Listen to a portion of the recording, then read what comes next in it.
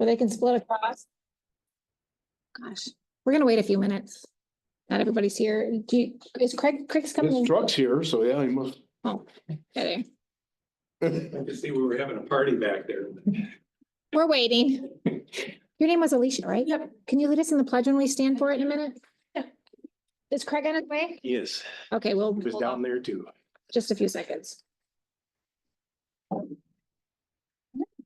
There's our culprit. How are you? Good, how are you? Oh, it's gonna get colder.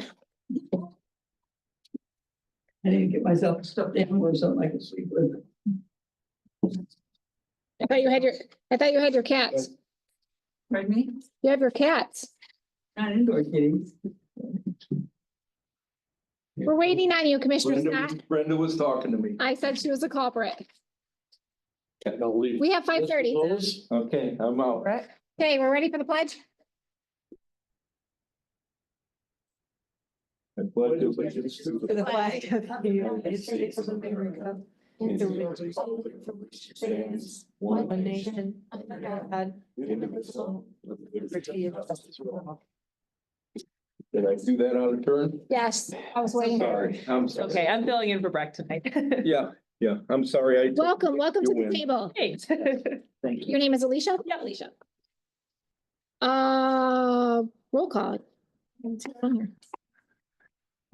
Jenny David. Here. Roger Mayhew. Yes. Charles Wiltie. Here. Craig Scott. Here. Mark Serbrook. Present. Any additions or corrections to the agenda? Oh, hold on a second. We can remove the well dance appointment, correct? You can remove that, yes. Okay. And I wanted to add the jail expenditure summary. Good. Anything else? Commissioners? No, I'll make a motion We don't to, need a motion. oh, that's right. Any, right. yes? I can just explain quickly what went on with the well vance. As you remember, when we did the organizational meeting, Commissioner Wiltsey volunteered to fill in that one seat that was vacant Mhm. on the well vance board. We weren't sure on that day whether or not two commissioners could be on the well vance board. And in the meantime, an application had come in. Well, since then, I've had an opportunity to talk to Diane Peltz. She not only said it was okay to have two commissioners, she was actually sounding kind of excited to have two commissioners from the county on the well vance board. So we don't have an opening to put anybody, assuming Commissioner Wiltsey is still wanting to be on that board. My appointment's gonna expire in March, end of March. And then we can Okay. deal with that in March. Well, Receive an application. Yes. we did have one, and it's on the iPads there.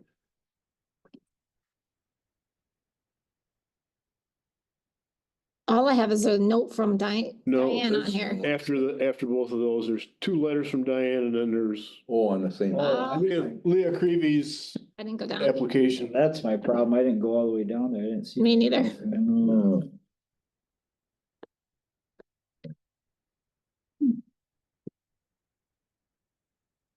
This individual's asking for a position on the board? I think only because there was the uncertainty as we were discussing that back at the organizational meeting. Okay. And I think that's what drew this, what came in right on the heels of that meeting. So I'm just assuming that that's what it was a result of. Now, like any other application, and you see toward the bottom there, we do hang on to these for a while. So if there does end up being an opening, we will keep this on file for a year and it'll be, available to us then, if that were to occur. But just the point being, we just don't throw away the application. We do hang on to it. Commissioner Wiltie, are you still okay with that? Yeah, I'm completely fine with still staying on it. I just, now that we have someone interested, should we think about that instead of myself? I mean, if we're, Totally up to the board. Like I said, with Diane, in her case, she was thrilled to have two commissioners on there, and we have two non-commissioners as well. We have 4 seats altogether. Yeah, if you wanted to remove yourself, obviously, I mean, this is somebody that can be inserted, so it's really up to you. And if I can just throw. yeah. Sense in. Yeah. I talked to Leah. She's in Rogers District, but she couldn't get a hold of him, so she called me. She knew I was on the board.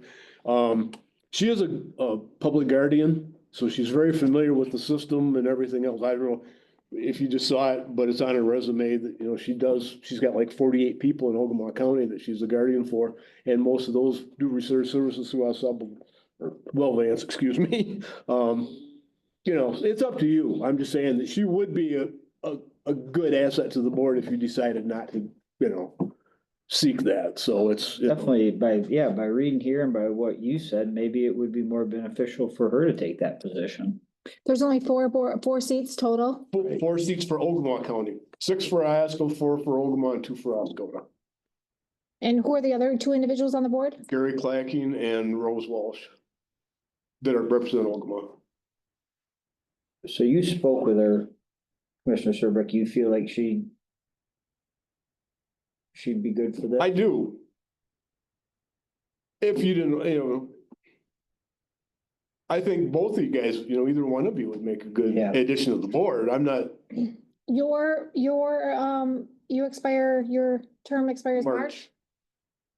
So then at that point in time, possibly if I know you have a huge interest, you've got personal and professional. And I'll tell you, and Brenda can probably tell you too. It's a big learning curve. It's huge.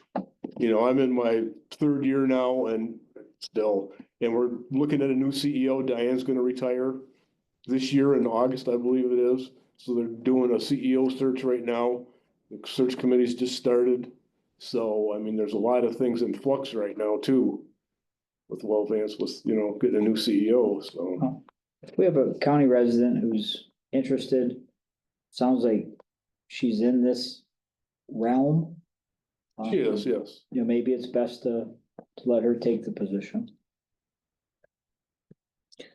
I agree with that, just because of her experience, it sounds like. I mean, she definitely is a stakeholder with Asaba Valley Mental Health, and anything she can take back to her residents that would possibly benefit them from board information would be beneficial. But also in March, maybe you guys could talk. What? Yeah, I'm fine with. Are you okay with that? Yeah. Okay. Can we move on? Not bad for an item we took off the agenda. Yeah. Anything else that changed the agenda? I guess we were kind of still there. Any additions or corrections? Public comment. Public comment on agenda items only? Public comment on the phone? Discuss appointments. We don't have any. Discussion items, consumers energy grant acceptance. So, over the last few weeks, with the housing committee, there was an opportunity, well, I should back up. Commissioner Wiltsey has some handouts for you about an open house. The housing committee is going to host in Ogemaw Township on February 26th at 5:30. This is, an open house geared to bringing together anyone and everyone that has anything to do with residential building. In the county, we have a serious housing shortage in the county, and the idea of the committee was to bring everyone together so they at least knew one another. We would have some developers there along with some representatives from Mishta. CEDM, that's it's a Community Economic Development Association of Michigan. There are a few others that Penny is pursuing right now to have come speak at this meeting as well. Consumers Energy was kind enough to grant the committee $500 to go toward expenses for the open house. And that would be in effect the refreshments that you see there, any kind of food or beverage that would go along with this. And that, it said the amount was $500. Our grant acceptance policy requires the board to accept that grant. So that's why it's on your agenda tonight. So hopefully for a resolution next week to formally accept the $500 contribution. And it has to come through us? Because it's a grant, you have to approve it. You have to accept it. Commissioner Wilson, do you have anything to add to this? I think you're on the board. It was really Rich Castle, is who we approached this with after we set the date for the open house, and, you know, Rich went to work for us, and really nice to see consumers partnering with us and doing this for us. And I have in my mailbox, I just opened it, not that this, the Consumers Energy Company, a check to the commissioners for $515. That's probably it. So There's 5:15. 515, it Okay. says Consumers Energy Company. So this was in my box when I got here. Okay. Oops, sorry. Okay, any comments, Commissioner? Housing Advisory Board. Comments, commissioners? Support for public right of way of preservation. This is on the agenda following conversation at the last board meeting about, I'm sorry, I'm not connecting with the geography right off the top of my head. I'm not sure what roads like. We're It's talking about. Bass Lake Road and Rose City Road, Goodar Township, very close to Hill and Rose Township. So the question was whether the board wanted to pass a resolution, not even necessarily for that specific issue, but for any public right of way in the county, and perhaps thinking about a resolution that would endorse keeping those public rather than turning them private or, you know, from one respect or another.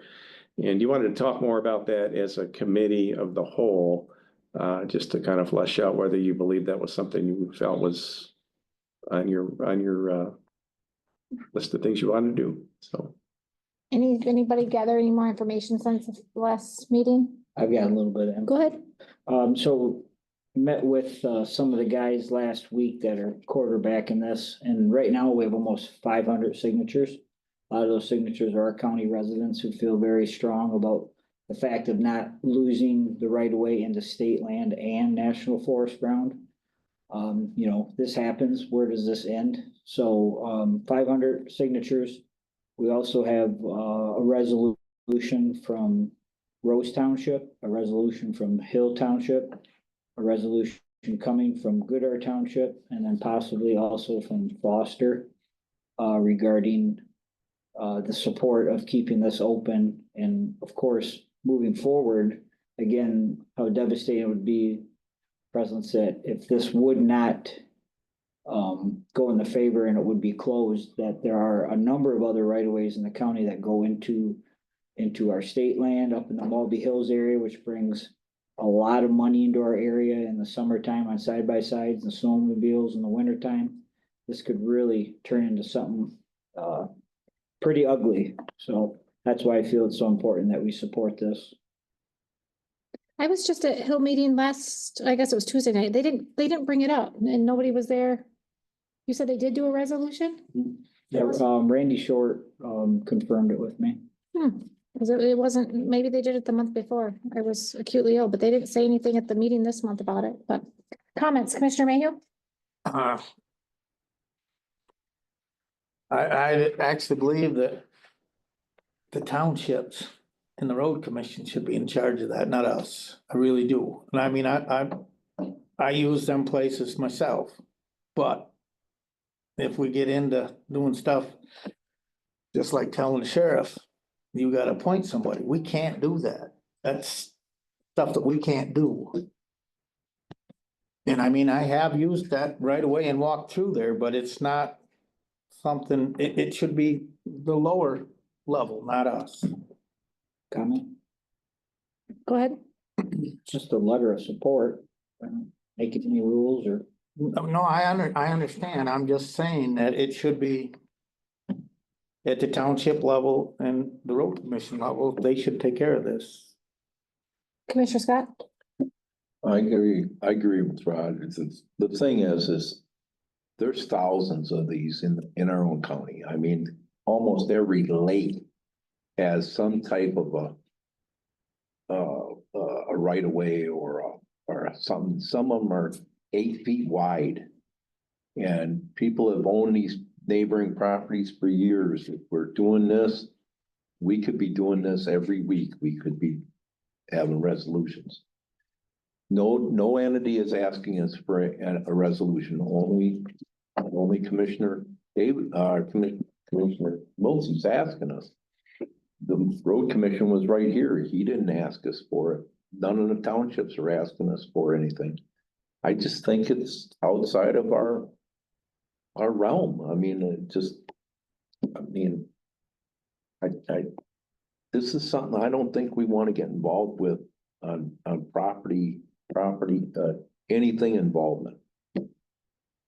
Commissioner Serbrook? If you do none, you do none. Don't do one, don't do on any.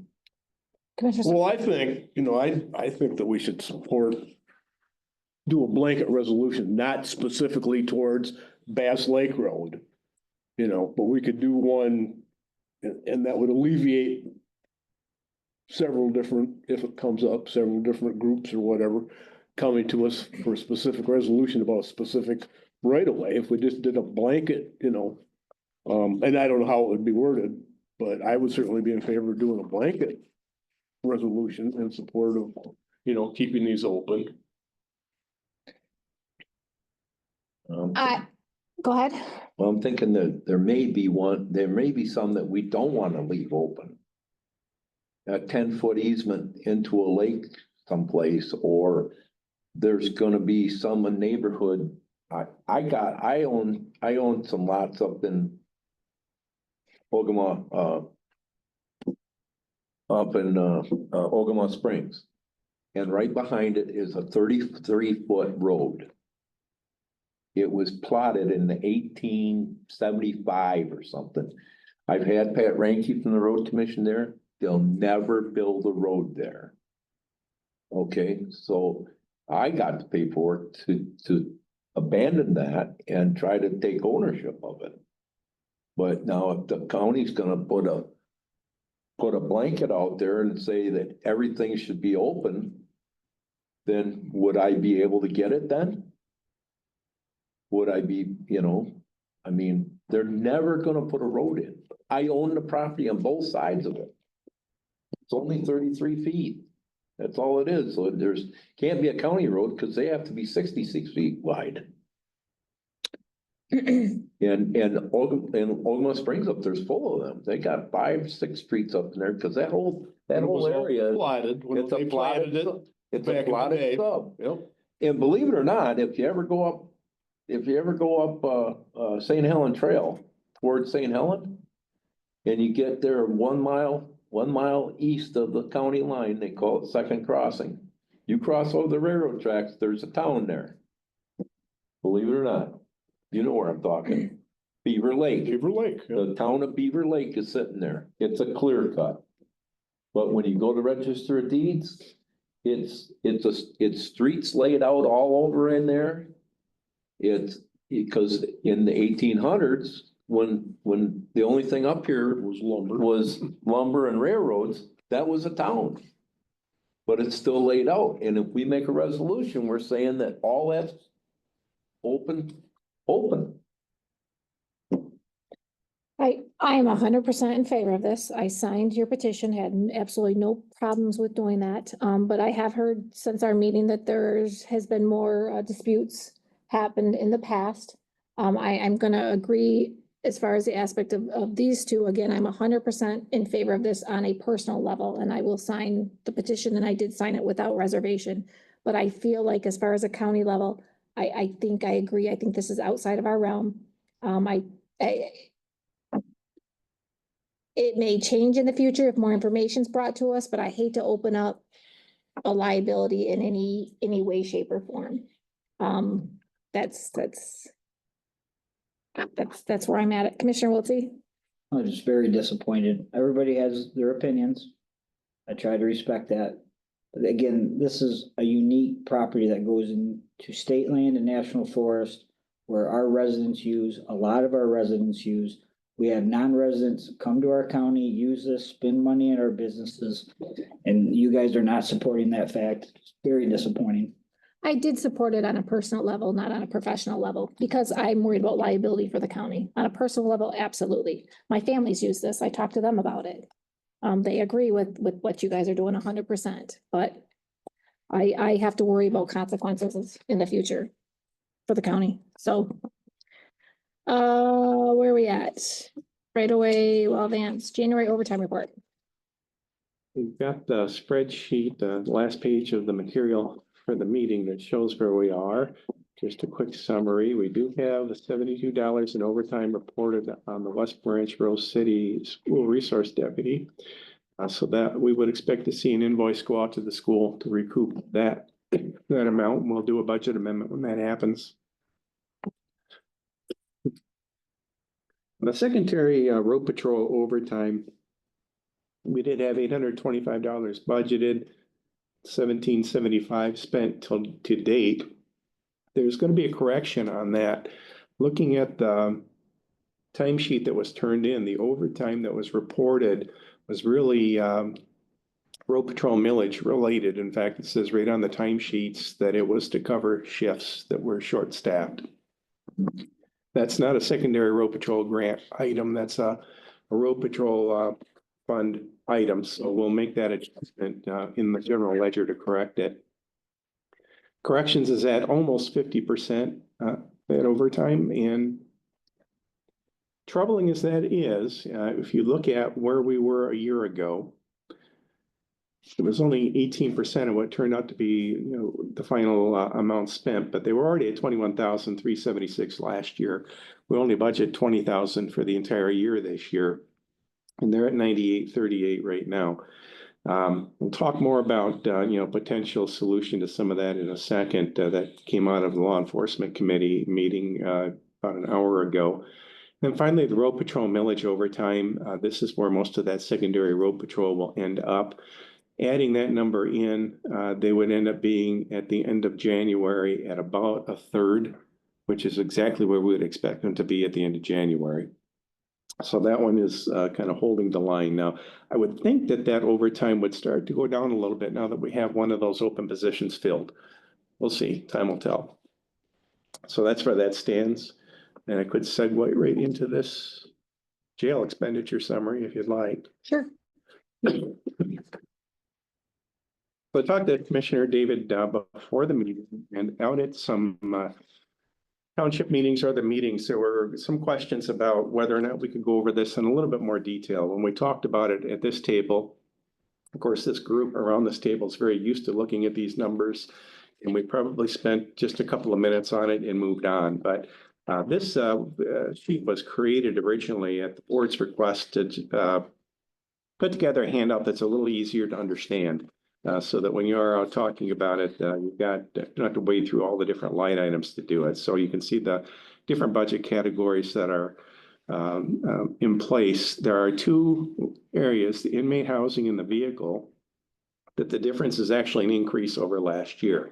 The inmate housing, of course, that's an increase because we weren't sending inmates to Gladwin and other counties last year. So that's $123,009.93 through the end of January. This is actually on the books now. There were a couple of invoices that came in late. You'll see those on claims this time around, but that's a good firm number for the end of January. The other one that's up is the vehicle line. It's up over $1,700. The primary reason for that is we had an increase in the insurance premium for the vehicles at $1,402. That's over what we had budgeted.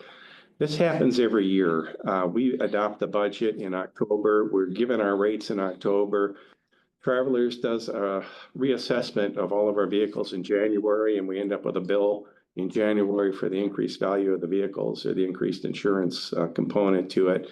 And then that gets spread amongst the departments. So that's why that increase was there. The others, as you can see, particularly with wages and benefits, are down markedly from where they were a year ago. Again, which we would expect, having gone through the layoff situation that we did. The operations expenses are down by 83%.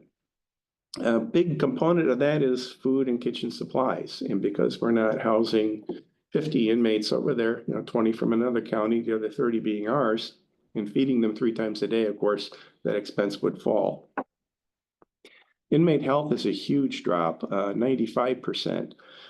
We had that contract with the inmate healthcare for last year, which was rather expensive, and now that's all rolled into that inmate housing number paid at Gladwin and the other counties. Utilities is down as we would expect. We don't have as many people over there, so that's down. And then maintenance is also down considerably at 63%. Overall, right now, 28.65% of the budget at 33% of the year. So again, on a good path there. The total difference from last year, $414,615, 53.01% less than what we had spent through January 31st of 24. On the back, I apologize, I did not run these in color. So Just understand that for the graphs, comparing the 2 years, the bar on the left, fiscal year 24, the bar on the right is fiscal year 25, all the way through. So the only the big one that's showing the one bar, the inmate housing, of course, that's a fiscal year 25 expense. But then you can see anyway graphically where we are. Now, we're still learning as we're going through this, obviously being our first year, operating as a lockup. At the Law Enforcement Committee meeting this afternoon, conversation back and forth between the sheriff, undersheriff, and commissioners Wiltsey and Scott, just kicking around how to break the impasse over the jail administrator issue.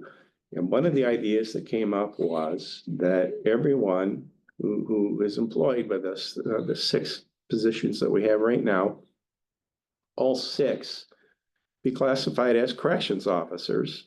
So no jail administrator, that the undersheriff would take over the function himself as the jail administrator, and that one additional full-time position ends up added. So a total then of 7 corrections officers.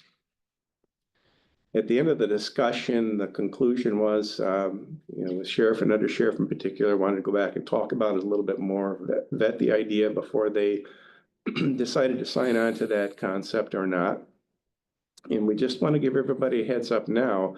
This could come back next week if if the sheriff and the corrections team were to be agreeable to that. If they were agreeable, it will crunch the numbers for you so that you can see it. It would be an increase over what we've budgeted for this year, but I think a manageable increase if you chose to go that route. Number of philosophies that'll have to be discussed. I mean, 7 corrections officers and the undersheriff taking on what essentially is another job, a jail administrator job. Are you comfortable with that? There will be questions, clearly with the unions and their acceptance of that. So, hopefully the next week we can get some answers there too. But it's a thought, it's discussion, and you are not committed to doing anything. You've got position allocation list that you've already adopted, and until you amend that, that is the position allocation list. But it is movement. We've been at stalemate now for 4 months, so it is conversation that's on the table. Committee said, let's bring it up tonight so that you're not blindsided next week with this. And of course, any details that need to be worked out, I'll shoot you that information ahead of the meeting, so that if you are asked to vote up or down on it, you'll have all the information. Comments, commissioners?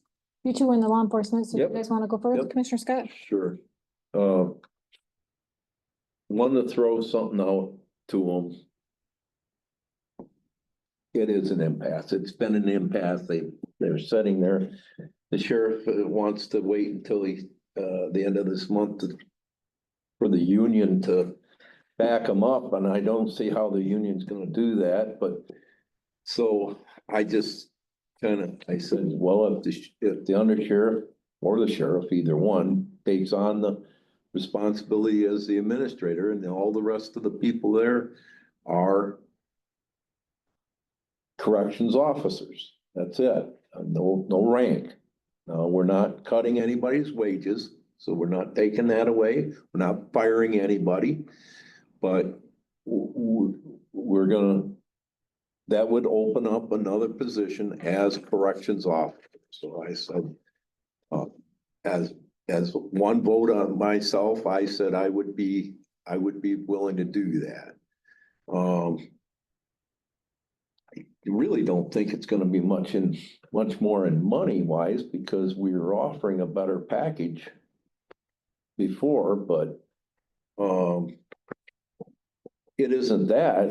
It's just at least we can get that extra position in. They're telling us that they got vacation and FMLE coming up. They're proving to us in overtime that they're way spending overtime.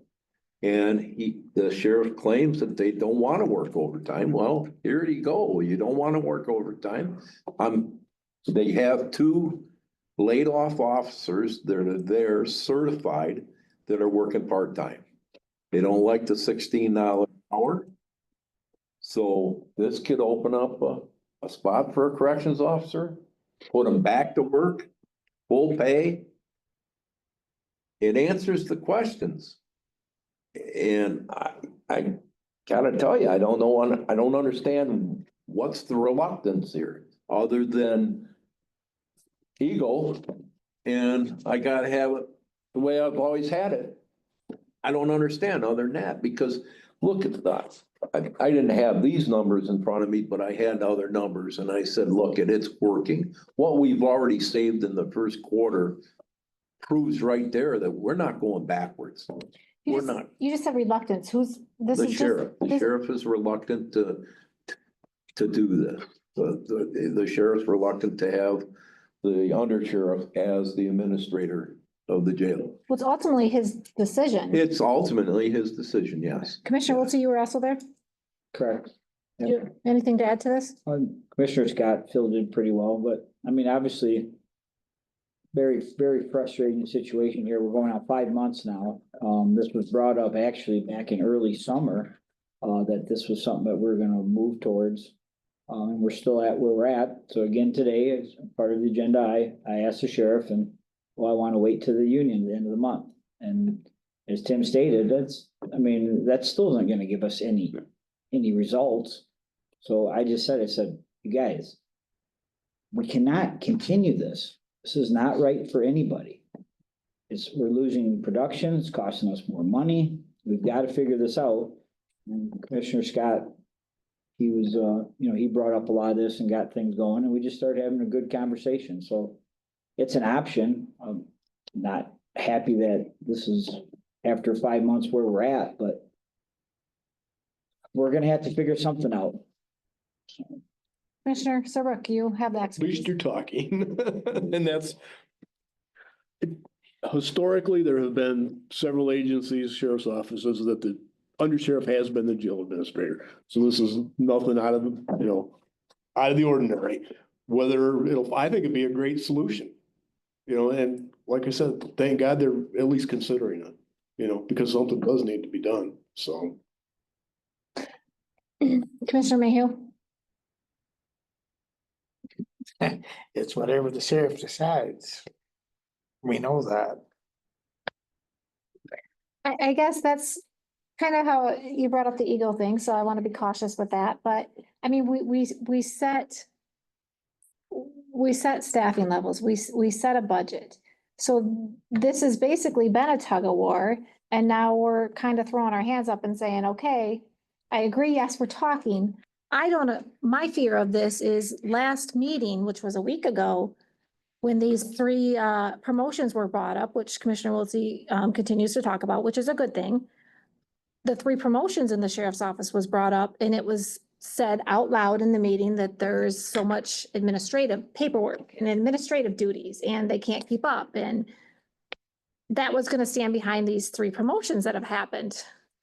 So if we take the undersheriff, and I don't know who does what, you guys have requested that information, so this is just clearly me speculating. If we give more duties to the undersheriff, which Paul does an amazing job, I'm not denying that. If we turn around and give him more duties, that's gonna then give a reason for these 3 promotions that we also denied. Because we just got told last week that they couldn't keep up with the administrative duties. So this circle I can't follow the logic of this circle. Besides, we don't have a agreement that anybody can agree on. We set this, and now I feel like we're not following what we set. So what precedence does that set for other departments? Well, I think he can still delegate duties, and that's pretty much, they even said that.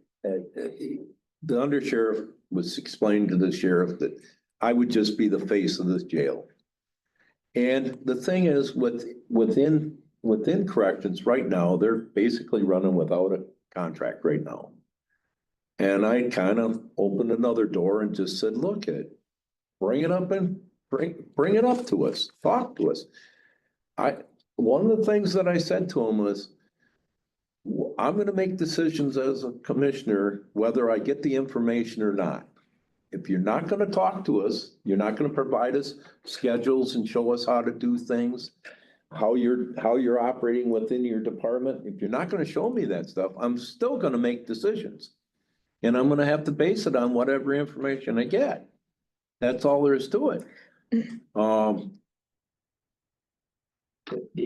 They can, just like in the sheriff's office, they can delegate this to a deputy. I mean, himself, I mean, we went down that list he brought in here. When we got to evidence room, he told us historically, him as a deputy was the evidence room coordinator. He was never a rank officer. He had jobs to do. Commissioner Serbrook was there for 30 years. When you got extra work, you did extra work. The management's right clause in the contract says that the sheriff can determine who does what and in what order. Yeah. I'm sure that clause is still there today. Yes, it is. So he can delegate whatever So I additional duties as he deems necessary. appreciate the heads up, but to me, there's no reason to continue with this conversation until the sheriff says that, yes, this is Right. what he wants to do, because we could sit here and talk Oh, about this all exactly. day long. We're just giving you a glimpse of what we've talked about. That's all we're doing right now, because yes, if he says, They say, no, this is the whole discussions. we left it to him, that if he gives Tim an answer early next week, that Tim can put it on a late agenda item. We're giving you the heads up right now. I appreciate. And if Tim gets the information, then he can disseminate it to us, blind copy, so that everybody gets to see what's going on through email next week. Now, if we decide to take a vote next Thursday on something, we can. At least we'll have some information. I look forward to more information. Yeah, yeah. Well, that's what we're trying to do.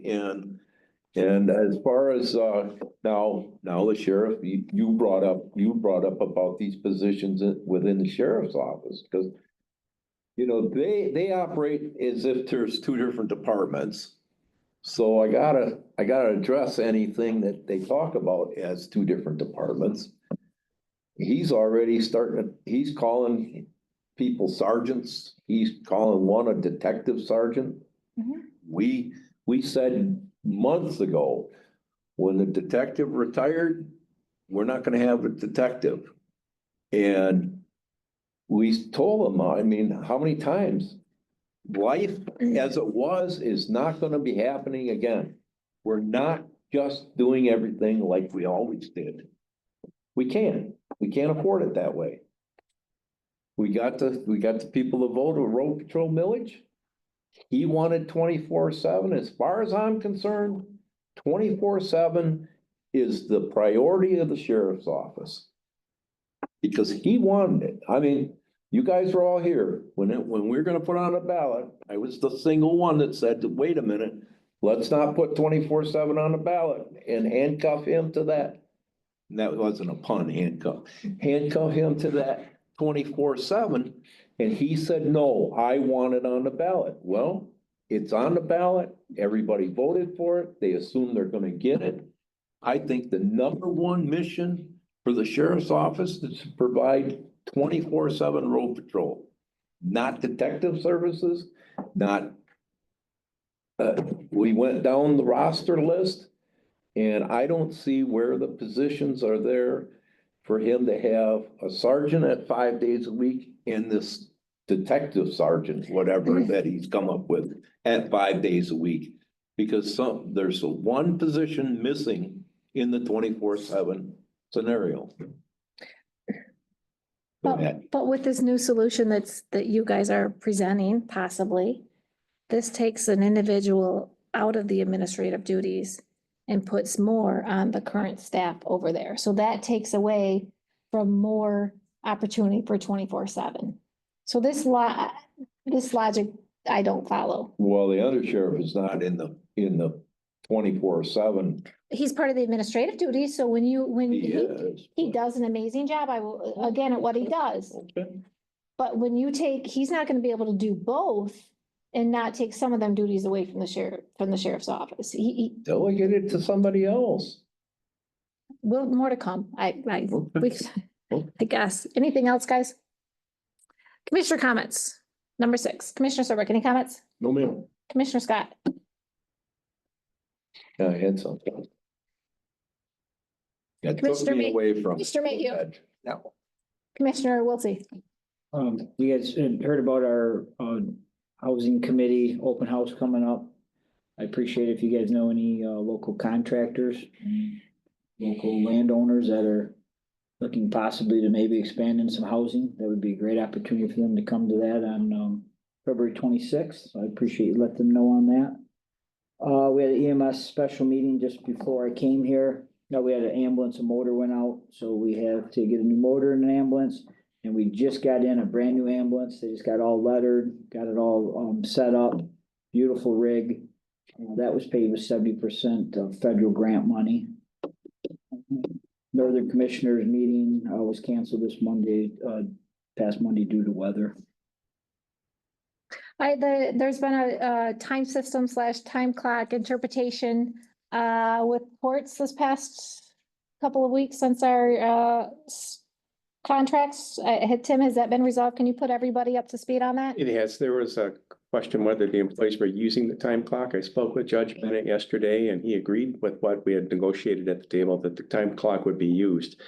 There are some tweaks that need to be done to the software. And so that's being a little bit of a problem for us. We have urgent, what do you call those, like repair calls into the help desk. Yeah, to UKG to get those fixed. I look forward to that being done relatively quickly.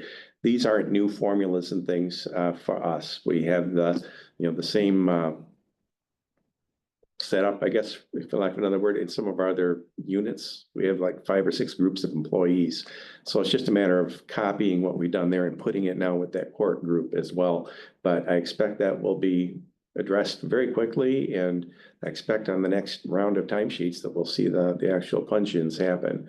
Now, I don't quite understand the reluctance to do that, but from the perspective of administration, this is going to save us potentially from major trouble down the road for any employee who may be working overtime, really, and not being paid for it. This system catches it. And it doesn't matter if it's 15 minutes or 15 hours, it catches it. The employee is properly compensated. So, and it's automated as well. So from a administrative perspective, it couldn't be better. We just need to get that software tweaked now and we're finished. We've got it in place for one more group of employees. Well, there was definitely some reluctance because they were looking into the wording time system different than time clock. Just so you all are aware. So there's been some reluctance of wanting to punch that time clock. And we thought we were all on the same page with that. So it sounds like it's definitely a go ahead. Can you please keep us updated on that? Yes. Because that was quite a frustration. I remember, What? Go ahead. earlier, Breck was in here and Tim, and we were talking about the noises in the room. And I got to thinking about that PA system. We flipped that PA system on and there's a hum in here. So I think in the future, we just leave the PA system off. Do you hear that tonight?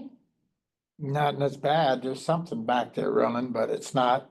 I hate to say it, but I hear a hum right now. I hear some out there, over there. Did you, I mean, Okay, and this is the second set of hearing aids I got. It's like the first set. okay, but we got rid of one hum. We leave I that know. but I'm PA just- off.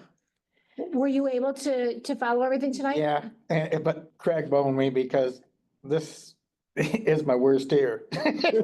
Oh, no, Breck moved us. I didn't do it. I really didn't. You guys did switch. Yeah. Okay. Oh, Yeah. I knew you switched, but I it's didn't. obvious. This, I run a chainsaw, the muffler's on this side. Oh, okay. This is my Well, better- we'll switch back then. So you hear me better? Yeah. We'll switch But- back. Charlie keeps me awake. So then why don't we try for tomorrow we meet at 8:30. Yeah. Why don't we try, Going to annex. pardon me? Going to annex. We're in the annex tomorrow. Oh, I guess I'm glad we brought that up then. Yeah. We try you back on this side without the PA system. If it doesn't work, you need to let us know and then we're gonna have to accommodate you. Yep. Absolutely, okay? Public comment, come on up.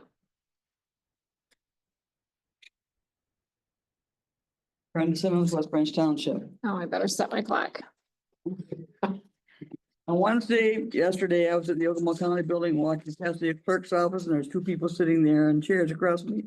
They talked to me and informed me that they had to go to a different county to get fingerprinted for the concealed weapons permit. We have two fingerprinting machines at the sheriff's office. It did not make any sense that the people who live in Ogemaw County have to go to another county to be fingerprinted. They told me the sheriff did not have a secretary to do any fingerprinting. If the sheriff's office is not capable of doing fingerprints, then I highly suggest one of the fingerprinting machines be moved to the Ogemaw County Clerk's office. And I have spoke to the clerk about this, and she'd be willing to take that. The clerk's office could do the fingerprinting during the permit application process, collect a fee, and alleviate our county residents from having to travel to another county to be fingerprinted. In my opinion, this is just another do-nothing tactic by the sheriff's department that appears to be prominent in this county. Several times county members would ask the sheriff about his on-call road patrol. His response would be, come to my office and I will explain it to you. If he can explain it to individuals in his office, then he can explain it to everyone at a commissioners meeting. There were two occasions I remember in 2024 when questioned by the County Board of Commissioners, the sheriff refused to answer any more of the commissioner's question, and on one occasion, he even removed himself from the building. Enough is enough. Our taxpayers should be able to have their fingerprinting done here in Ogemaw County, either by the sheriff's department or the clerk's office when applying for the concealed weapons permit. I highly suggest one of the fingerprinting machines be moved to the clerk's office due to the sheriff's department refusing to provide the service for our taxpayers. In my opinion, if something doesn't happen to correct what appears to be a do-nothing attitude, I can only imagine what the consequences will be in the future. Thank you. I'd like to have this put in the minutes. Thank you. Any other public comment on the phone?